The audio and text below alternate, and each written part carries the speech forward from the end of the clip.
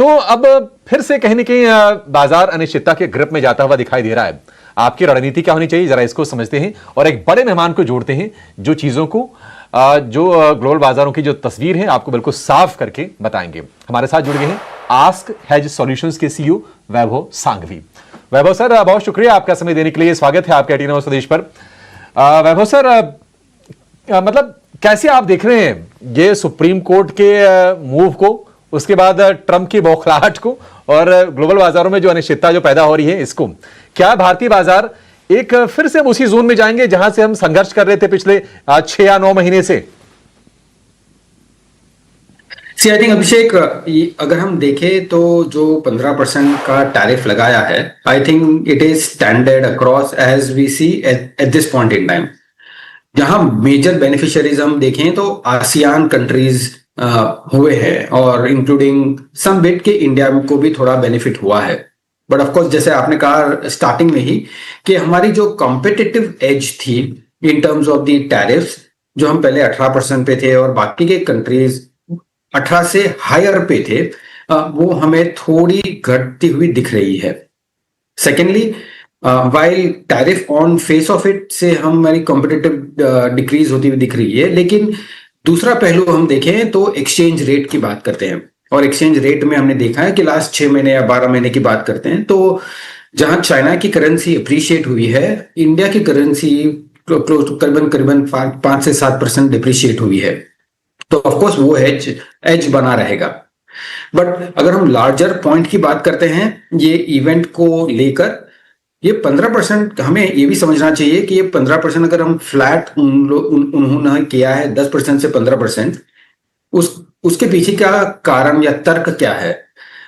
हमें लगता है कि जो भी कंट्रीज ऑलरेडी डील कर चुकी थी यूएस के साथ, मेरा ये मानना है कि उनको आगे जाके और कॉम्पिटिटिव बेनिफिट भी हो सकते हैं।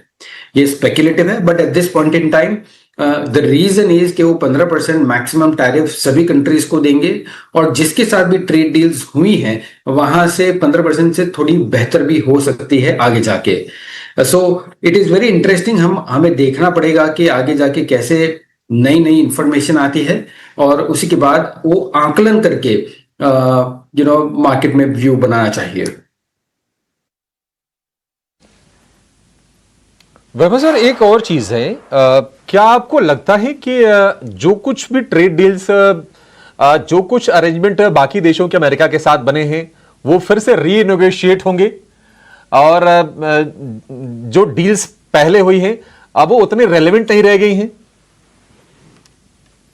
आई थिंक रेलेवेंस रहेगा इन द सेंस के जिस कंट्री और जो भी कंट्री की यूएस के साथ सहमति हुई थी, ट्रेड डील हुई थी, वो फाइनल मैकेनिक्स में फ्रॉम अ स्ट्रेटेजिक सेंस एक ही पेज पे थे। सो इसीलिए मैंने कहा कि जो 15% की टैरिफ है, जो नॉन डील कंट्रीज है उनको तो 15% भी लगेगा। सो डील वाली जो कंट्रीज हैं उसको शायद 15% से बेहतर भी हो सकता है आगे जाके। बट ये हमें आगे जाके देखना पड़ेगा कि वो कैसे डेवलपमेंट्स होती है। Eight this point in time हम नहीं कह सकते हैं, but it's just a possibility जो हम ध्यान में रखनी चाहिए।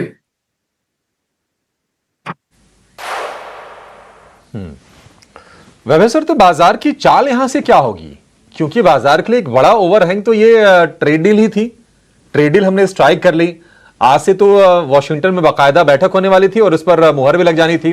तो अब यहां से बाजार की चाल क्या होगी? क्या अब वॉलेटिलिटी बाजार में यहां से और बिल्ड होते हुए देख रहे हैं?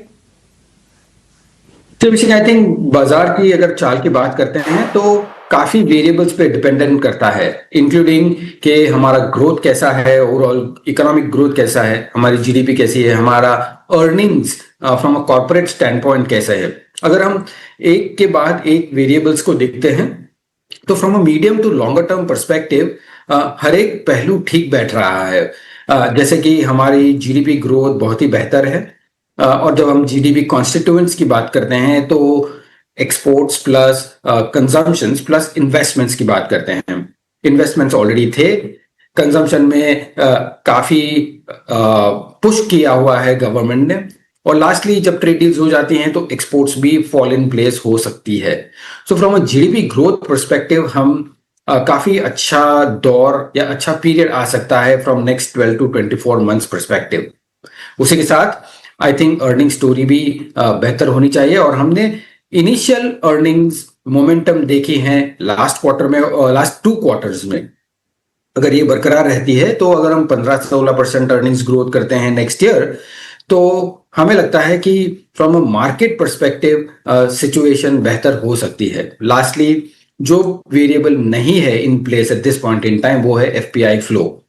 अगर हम मेजर्स लेते हैं वो एफपीआई फ्लो को ठीक करने के लिए, तो हमारा मंतव्य है, हमारा अनुमान है कि यहाँ से markets from a 2 year perspective returns अच्छा दे सकता है।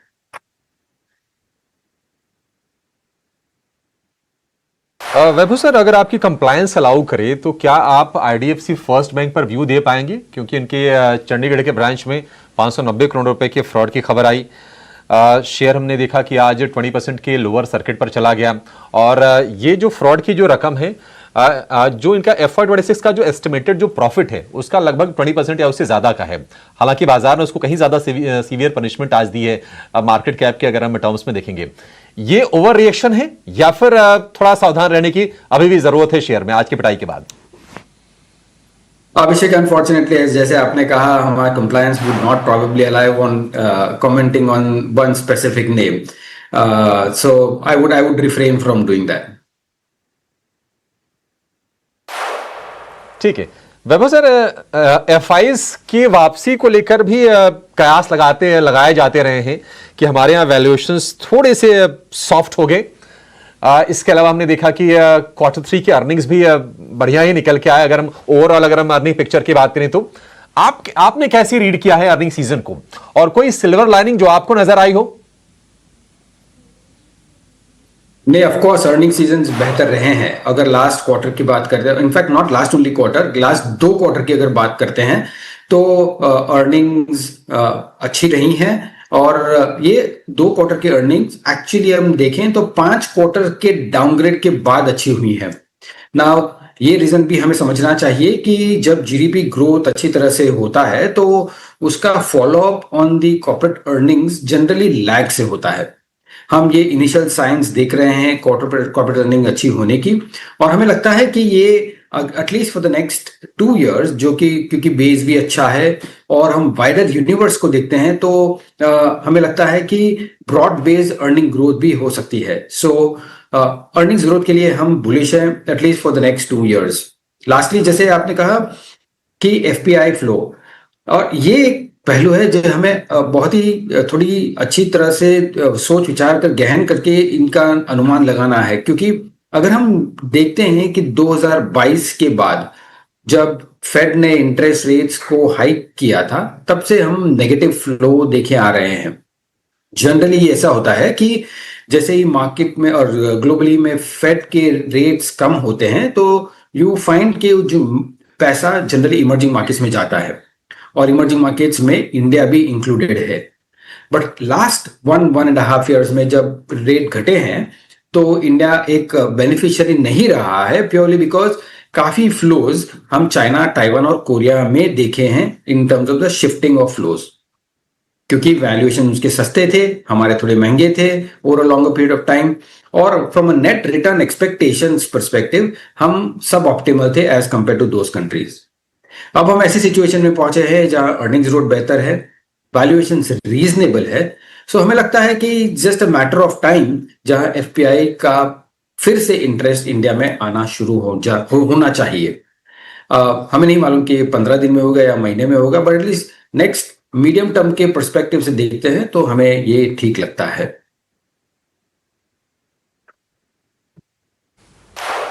एक आखिरी सवाल वैभव सर, यहां से गोइंग फॉरवर्ड आपको कौन से सेक्टर्स अच्छे लग रहे हैं जहां पर आपको लगता है कि नहीं ग्रोथ भी पिकअप होगी और वैल्यूएशंस भी रीजनेबल है इन्वेस्टमेंट करने के लिए, और कहां पर आप थोड़े कॉशियस रहने की सलाह देंगे? क्या आईटी वो एरिया है जहां पर आप सतर्क रहने की राय देंगे? I think first of all देखते हैं कौन से अच्छे लगते हैं, और अगर हम देखते हैं कि अगर हम ये अनुमान और ये एजम्पशंस करते हैं कि RBI most of the rate cut cycle is over, तो हमें बैंकिंग एक ऐसा सेक्टर है जहां हमें लगता है कि यहाँ से अच्छी अर्निंग्स ग्रोथ आनी चाहिए because of credit growth, net interest margin getting back into place. Second, investments as a theme, capital goods हमें कंटिन्यूअसली अच्छा लग रहा है क्योंकि वो ड्रिवन होगा फ्रॉम अ पर्सपेक्टिव कि डेटा सेंटर्स में काफी बड़ा स्पेंड हो रहा है over the next decade. So जो भी थीम्स डेटा सेंटर के फिरती हुई हैं, तो वहां हम देख सकते हैं एक अच्छा मोमेंटम आ सकता है। Lastly, on a thematic basis CDMO players भी हमें ठीक लग रहे हैं। कंजम्पशन गवर्नमेंट का कंटिन्यूअस पुश रहा है, तो ये भी over the next 12 to 24 months ठीक करने चाहिए। जहां कॉशियस होने की बात है, जैसे राइटली आपने कहा है, ये आईटी एक बहुत ही इवॉल्विंग सिचुएशन में है जहां हर दिन हम नए डेवलपमेंट्स देख रहे हैं आर्टिफिशियल इंटेलिजेंस में। किस करवट बैठेगा इन terms of the revenue stability और मार्जिन्स, ये हमें वेट एंड वॉच अप्रोच करके देखना है। सो ये सेक्टर्स जो है हमें अच्छे लग रहे हैं eight this point in time. ठीक है वैभव सर, बहुत शुक्रिया, आज आपने समय निकाला और विस्तार से तमाम मुद्दों पर आपने हमारे सवालों के जवाब दिए और हमारे दर्शकों को आपने गाइड किया। Thank you so much sir for joining us today, और फिर से आपसे जल्दी मुलाकात होगी। Always pleasure speaking to you. चलिए बाजार की तरफ लौटेंगे और